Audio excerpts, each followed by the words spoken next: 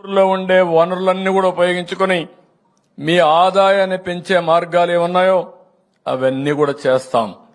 అదే సమయంలో మీ ఊరు నుంచి మీరు మండల కేంద్రానికి రావాలన్నా, హాస్పిటల్కి పోవాలన్నా, మార్కెటింగ్ వస్తువులు తీసుకుపోవాలన్నా ఎలాంటి ఇన్ఫ్రాస్ట్రక్చర్ క్రియేట్ చేయాలన్నా అవన్నీ చేస్తామని చెప్పి కూడా నేను మీకు తెలియజేస్తున్నా. గిరిజనుల కోసం, మీ పిల్లల ఉద్యోగాల కోసం మొన్నే మీరు చూస్తే మెగా డిఎస్సి అనౌన్స్ చేశాం.